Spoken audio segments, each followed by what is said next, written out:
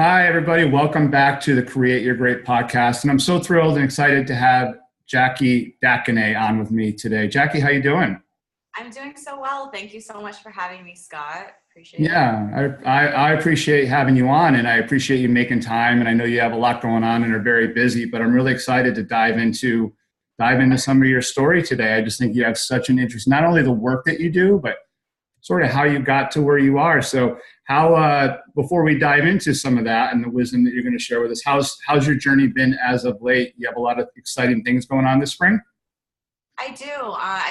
As I said, I moved to Boston about a year ago. So it's been a lot of just diving into the city and learning about the entrepreneurs that are here and ways that you can collaborate and kind of like provide value to each other. I'm someone who's all about like supporting other people. So that's been my process so far. And it's been like a very fulfilling like journey, I have to say.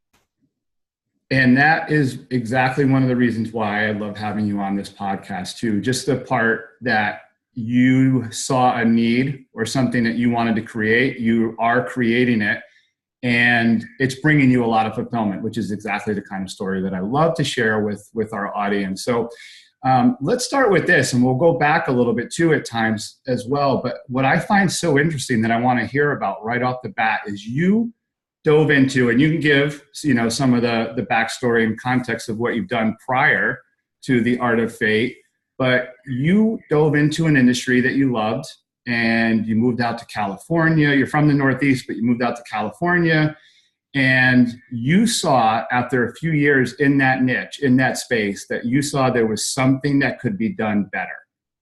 And something that I would say, and I don't want to put words in your mouth, you can describe it, but you saw something that should be done and needed to be done better. So was that something that was built up over a period of several years or time, or did it all of a sudden click overnight like, hey, we need to do a shift in this industry and be a lot more conscious of people, of products, or like I said, was it something that built up over a period of time?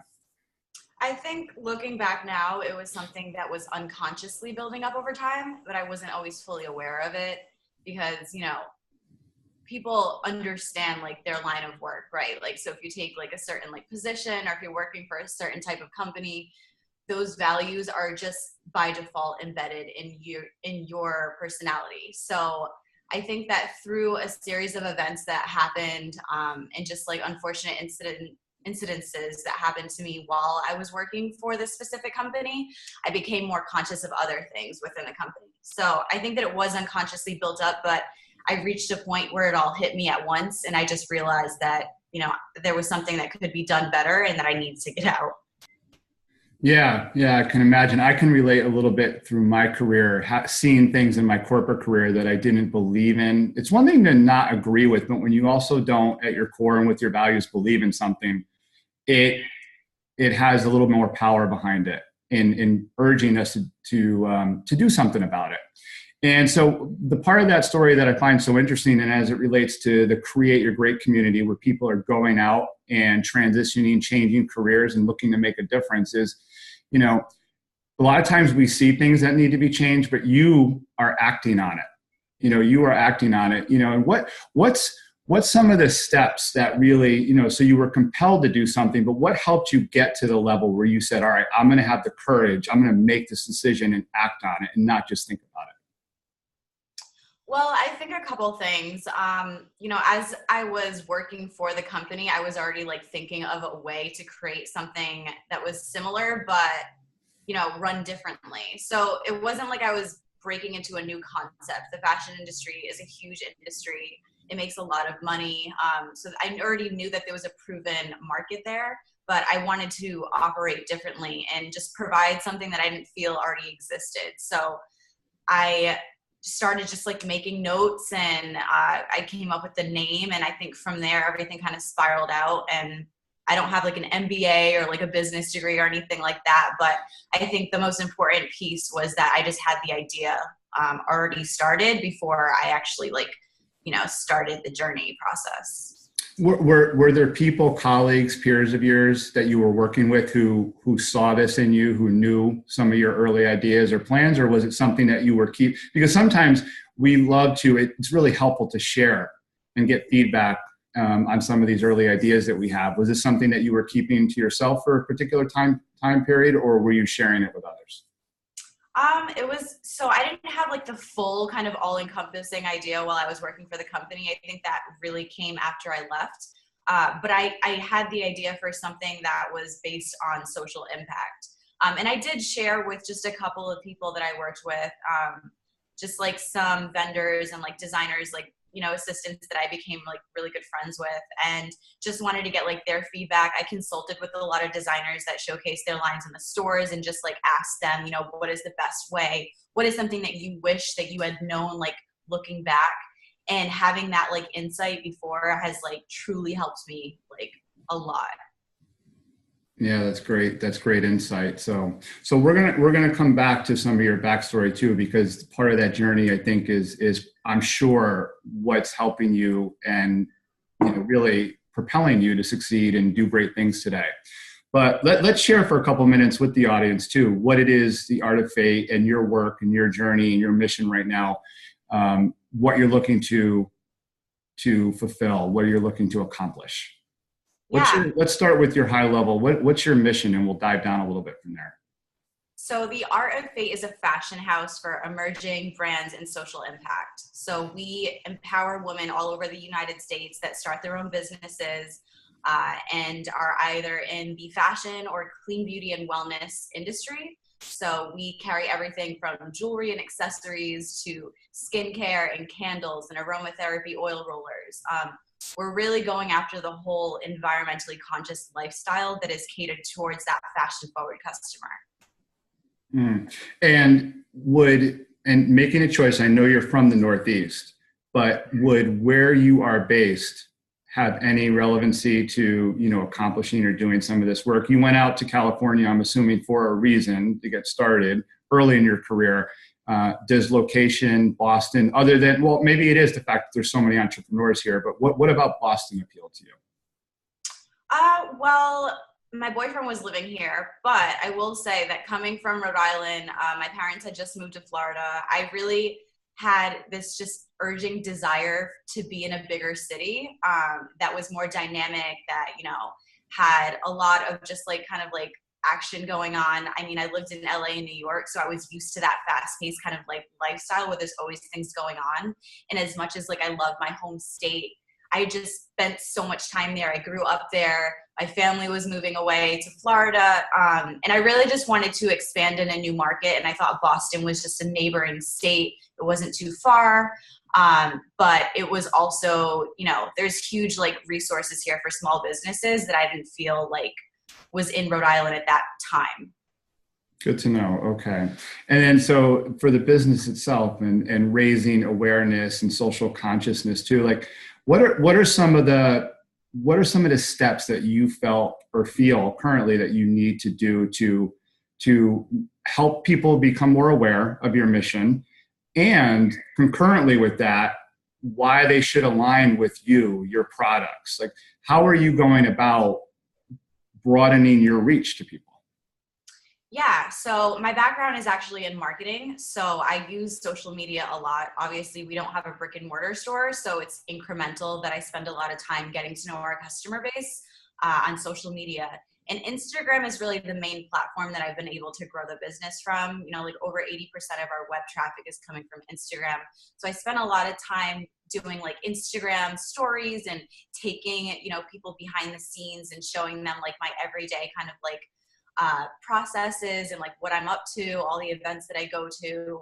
And I also share, insight about like plastic use, why we don't use it in our packaging, what damage it causes on the environment. And also in terms of like our accessories, because we're basically sourcing like dead stock and overrun styles, we're not putting new material into production. So that's also a big piece of the conversation when I'm talking about the impact of the fashion jewelry industry specifically, because I feel like there's so much conversation about the textile industry and apparel, but the fashion industry has been kind of left in this dark like mystery space, and no one really knows like what's happening. So I feel like I'm really filling that void, and there's a lot of curiosity, a lot of people that I had no idea. I love seeing people's eyes light up when I tell them, like one 18-karat gold ring generates up to 20 tons of toxic waste. People's eyes light up and they're just like, whoa, I had no idea. So it's a good conversation starter. And you're also like sharing, new information with people. Yeah, I would say right now this is a lot of new information for me. And even before you just said people's eyes light up, I'm listening to you, and I knew this was going to happen in this interview because I don't have a lot of background in this area too. So, what is it about? Like, first of all, how is this something that you naturally learn about being in this space? About makeup, about products, and some of the negative effects on the environment or whatever the case. Is this something you naturally learned, or did you have to go out of your way to learn more about it? I mean, I just don't hear a lot about this topic. So what was it about what you learned and the fact that you're now bringing it forward in the way that you are?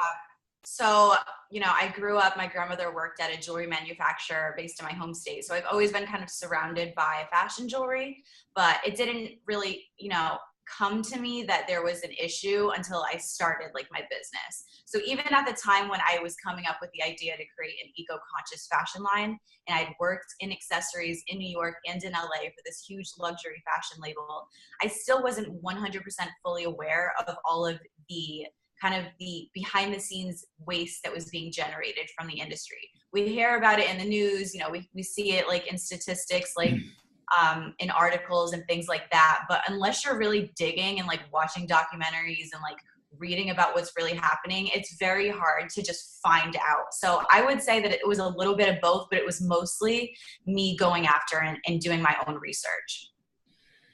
When you undertake a mission like this too, is it something that you want to do your part? Like let's get into that a little bit too, because I love to understand why people do what they do and what lights them up every day and what are they looking to accomplish. So is it something that you would say you want to do your part? And hey, as you grow your community, that's just all the more people who will be very aware and conscious of this? Or do you look at it more like, hey, we need a major shift in this industry. These products produce harmful effects, etc. So I want to eventually impact the industry as a whole. Like, what's your mindset? Do my part or bigger impact? We're definitely trying to disrupt the industry 100%. I would have never left, my job in New York. I was making great money doing what I was doing, and if it was just for that, then I could have entered any other industry, but this was 100%. Like, I took a major risk. I put my own money up front. This has really been like my journey, like the whole way. And, I still haven't arrived, and that's not really like the intention here, because I think that I'm really just like honoring the whole journey and process. But I think that the mission really is to disrupt the whole industry. We want to really set a standard for other people that are going into fashion today, that are prepared once they're getting into the real industry, because we're not operating the same way that we were when I went to school. And there's some really important things that I feel like students have a right and obligation to understand before they decide that they want to enter this industry. How do you find like your message resonating with people? And you mentioned students and the industry. So help me understand a little better, and our audience understand better. Would you say it's a combination of reaching people who are going into this industry as well as customers who are looking for products? It's a combination thereof, or do you focus more on people who are going into the industry as opposed to people buying, using products?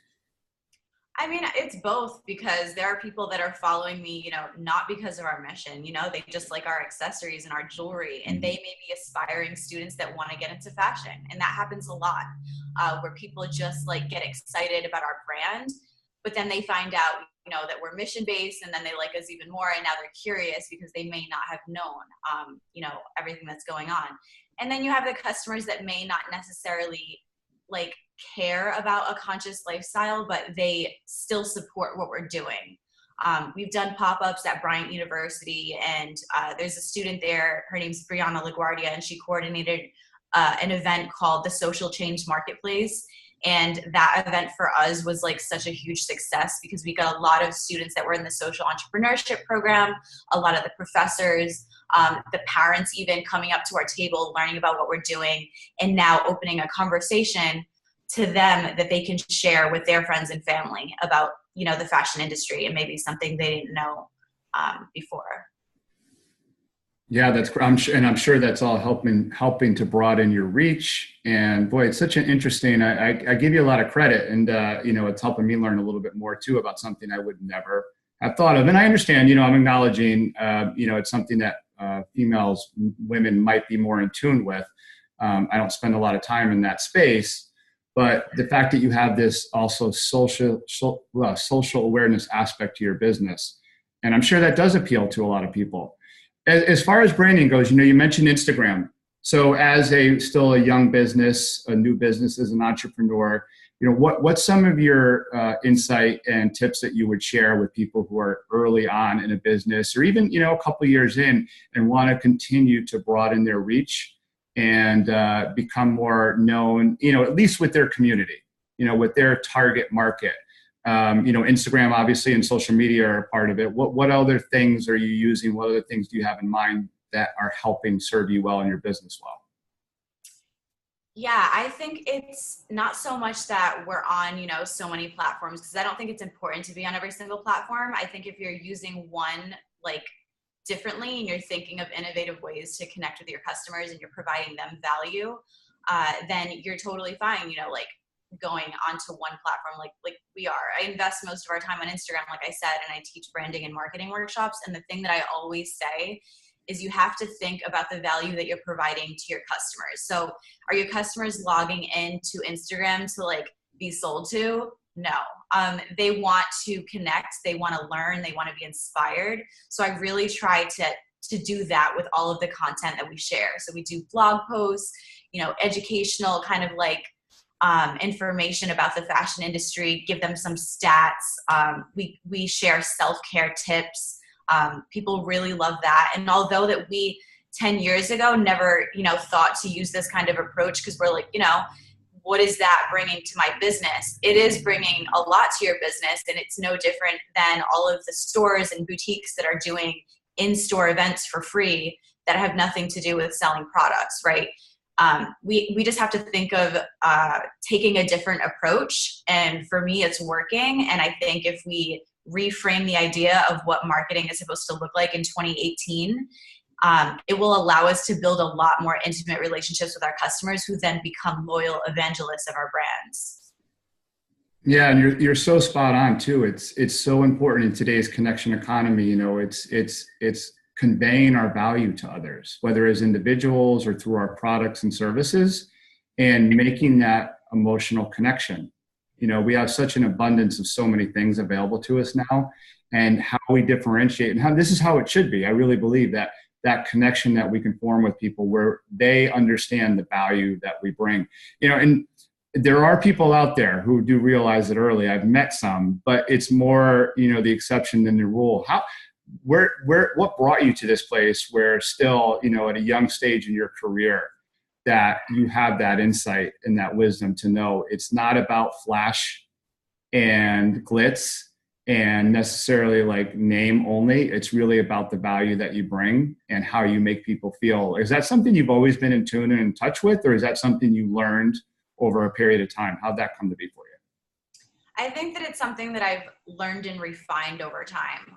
Although, I went to school for marketing, I, did all the classes and workshops and projects on that. I worked in sales, which I think was honestly more helpful in terms of like being able to form connections, because I learned how to clientele when I worked in New York.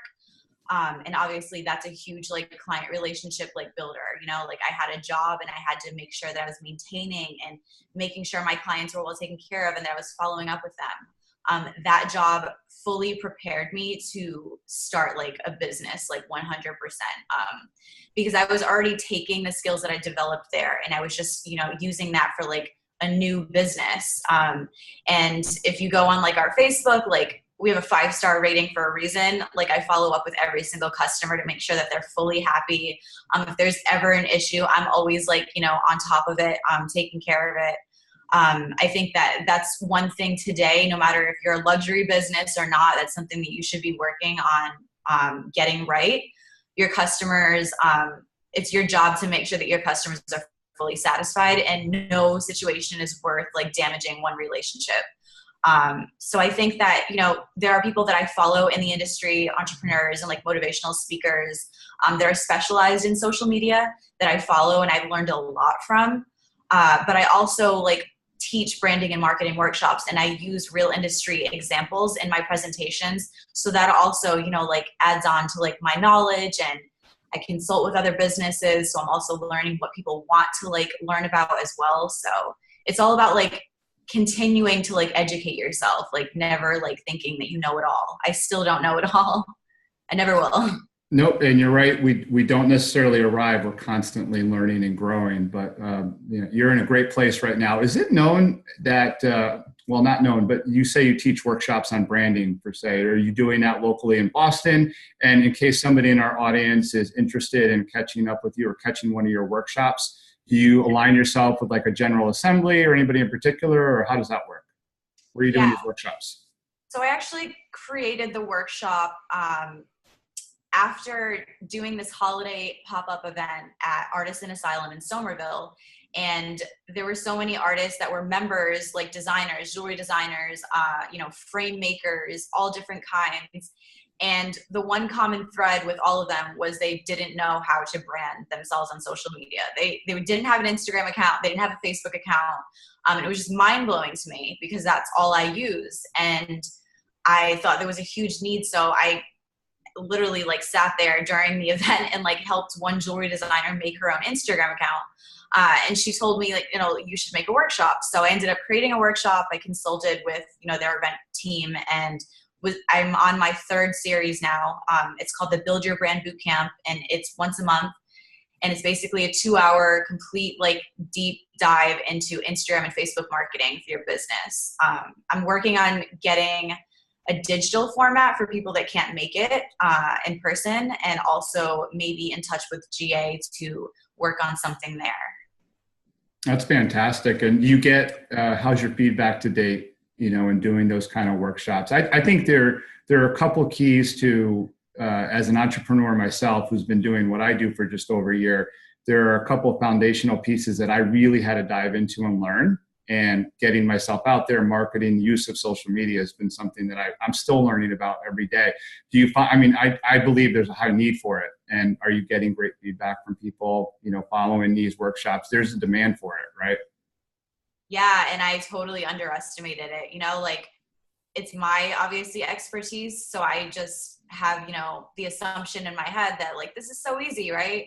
And then you actually go out and teach people and they are so like fascinated and overwhelmed.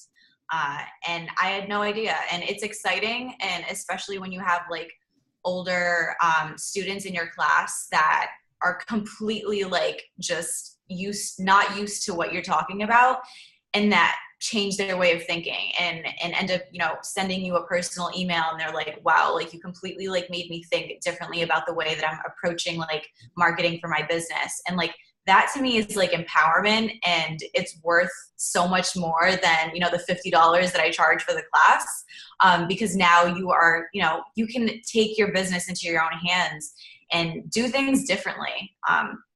The way that we're marketing today is not the way we're marketing like 5, 10, 15, 20 years ago.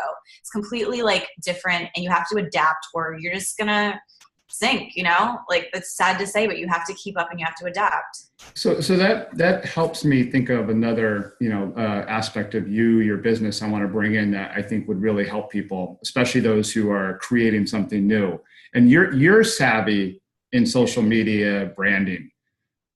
What are some of your support mechanisms for your business now? We can get into this in several layers. We can spend a few minutes on it. So what kind of support do you have for yourself? You are good at marketing and branding, but I'd love to share some wisdom with our audience about, how you surround yourself with good people who are, experienced or know about things you don't know. So what are some of the support mechanisms you've built into place that are helping you? And then we can get into too, what others can and should look for as they build a business. Absolutely. I'm actually reading this really good book right now called Born to Build, and they talk about that, about focusing on your four top strengths and then being able to admit, like, I am not, an expert in this particular field. So I need to delegate this work to someone who's really good at it. So I've come to that point, in the beginning, I wanted to do everything myself. And I think as any stubborn, young entrepreneur, they want to try it first. But it wasn't working. So I realized that I had to build a really supportive network. So as you can see, like, I am very active in the community. That's really important to me. Being able to understand the ecosystem and the community that you're living in is really important.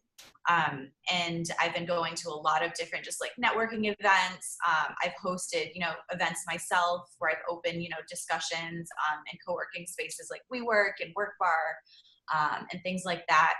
And even if it's not someone that's, in your specific industry, like, that's someone valuable to you because that's a contact and they know something that you don't. And I'm always mindful of that. And I'm always curious to learn. And I've met so many people from like, Courtney Osgood, who, is a very successful like PR specialist, someone that I really like aspire to like look up to.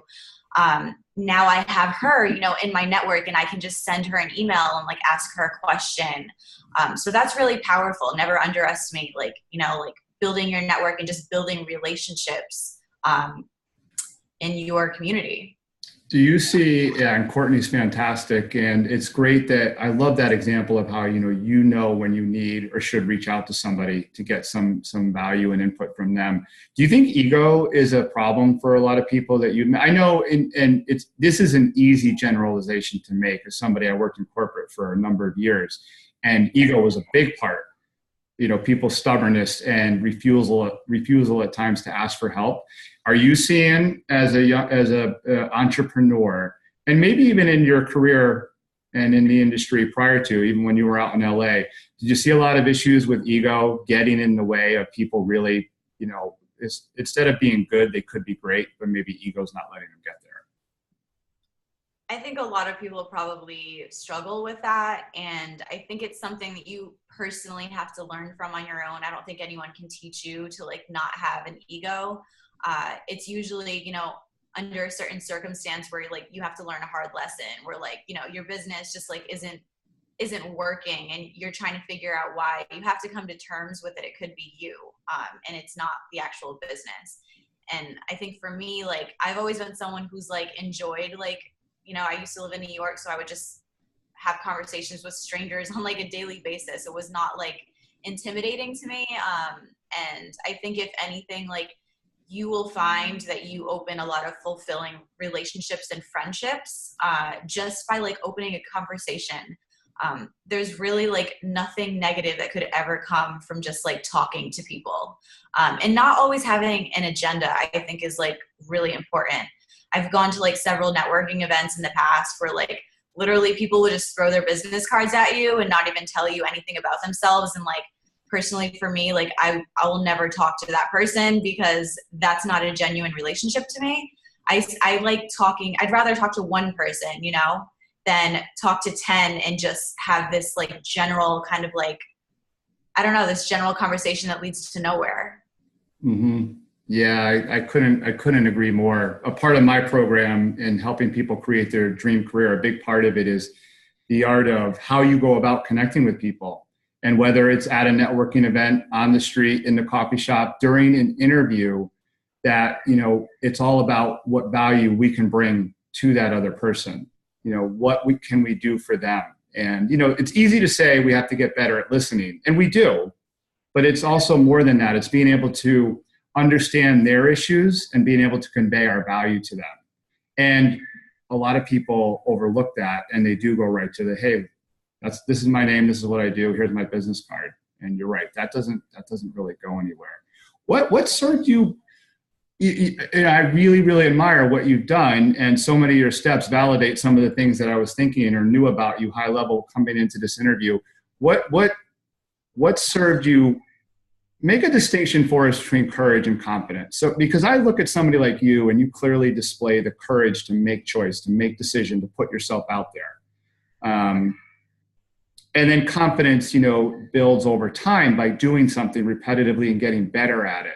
where do courage and confidence stand in your life, in your business, in your journey? Because I think those are two really important parts, especially courage, to people who want to get out of their comfort zone and create something new.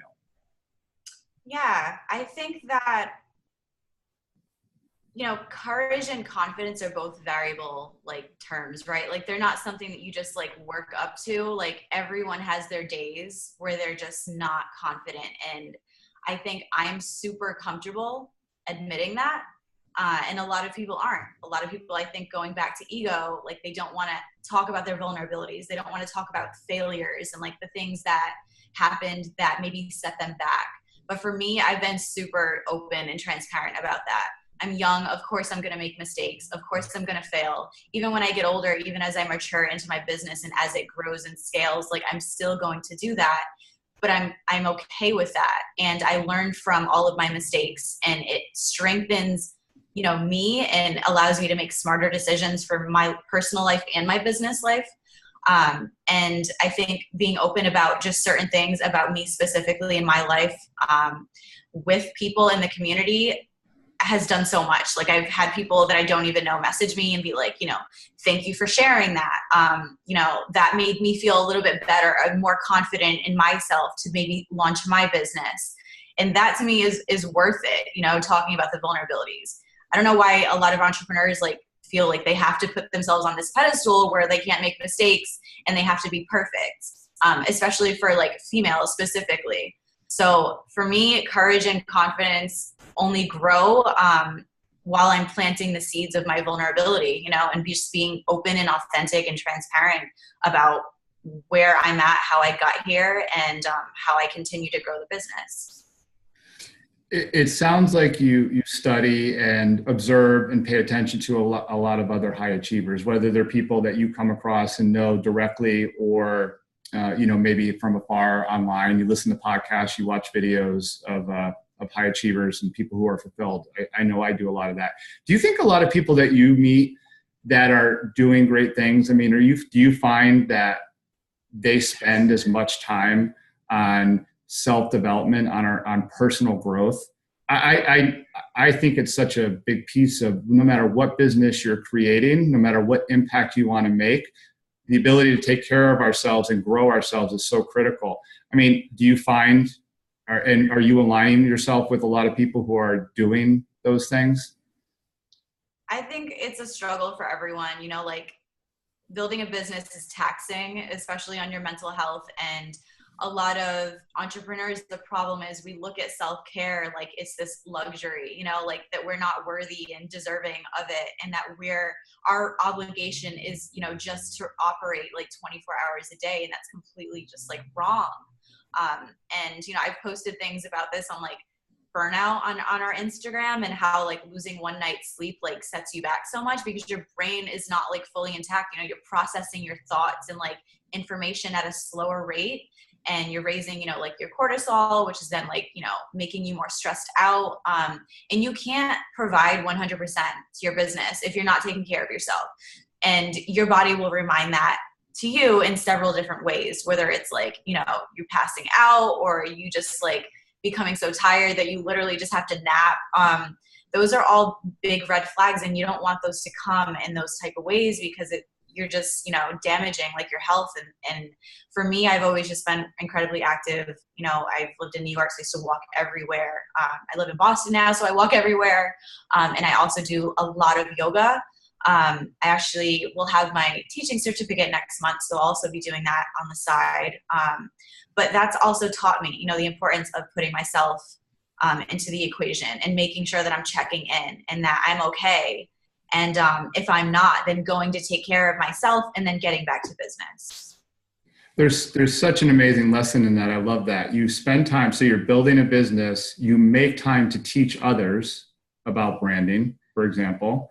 You also make time to take care of yourself with yoga and doing something that I would assume, and you're welcome to jump in and add to this if you like, but which I assume brings a lot of fulfillment to you. And getting your certification in yoga helps you take care of yourself and connect with other people and probably help other people as well. There's such good lessons in those pieces. Thank you. I've been doing yoga for, like over 5 years. Something that many people don't know about me is I actually had spinal surgery when I was 14. I had scoliosis, and unfortunately it had developed very quickly when I reached a growth spurt. So I have a metal rod in my spine, and I struggle with finding physical exercise that really worked for me, and yoga has helped me 100%, in terms of not only flexibility and just muscle strength, but also just that mental kind of break, because it's just 1 hour, a day that you can just be like, this is for me. And I don't have to think about anything else in my life that is not going the way that I want it. So that has helped me a lot. And I encourage anyone else to try it. Take a beginner class and just see how it makes your body feel, how it makes your mind feel. I've seen a lot of people fully transform themselves just by taking yoga. Do you do yoga every day? Is that what you said? At least 5 times a week. So yeah, pretty much. That's amazing. What other, as we wind down then for the last couple of minutes, and thanks for opening up a little bit about that. That's incredible.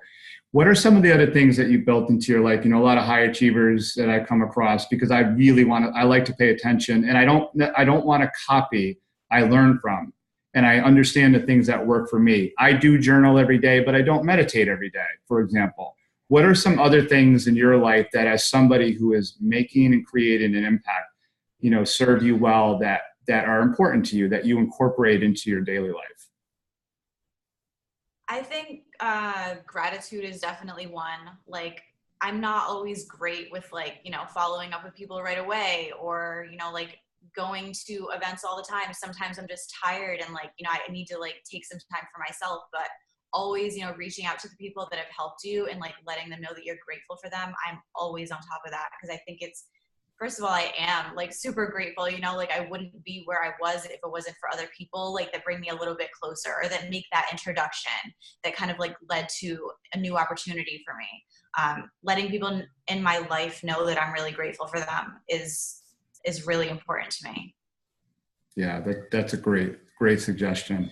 I couldn't agree more. So where do you see, and this is not a 2, 5 year, 10-year plan question, but high level, where do you see your organization, your work as an entrepreneur, as a leader going? What are some of your short and maybe a little bit longer term goals about the impact you're trying to make? What's the message you would send to the audience on that?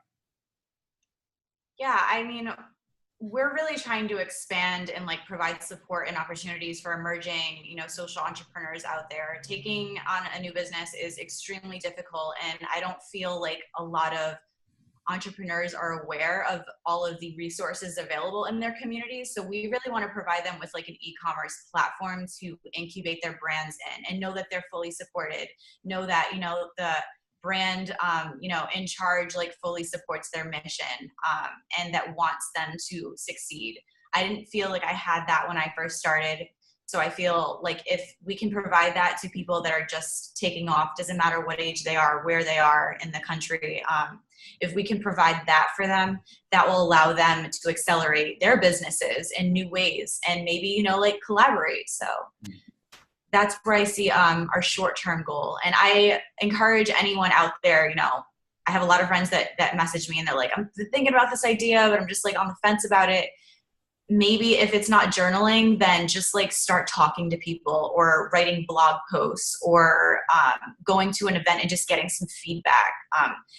The most important thing and the hardest thing is just making that decision that you're going to do it, because everything else is just talk.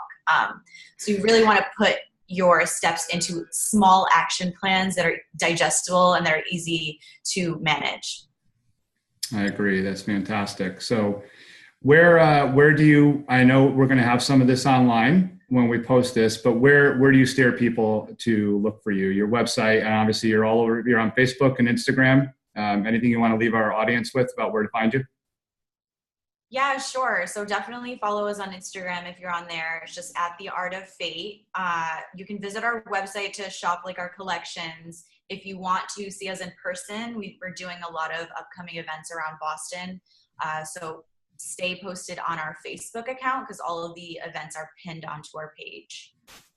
That's great. And Jackie, I'm going to make sure I get to some type of event that you're involved in. I want to see you more in action. You've really, this conversation, honestly, it's inspired me in so many different ways. And that's what I love. And I share with people often. And that's why, I do this podcast and I love to bring the stories of wisdom of other people to the community, because selfishly, I learned so much too, and irrespective of the industry, and just being around and connected to people like you. So thank you so much for sharing your story today. I really, really appreciate it. I think you're doing great work.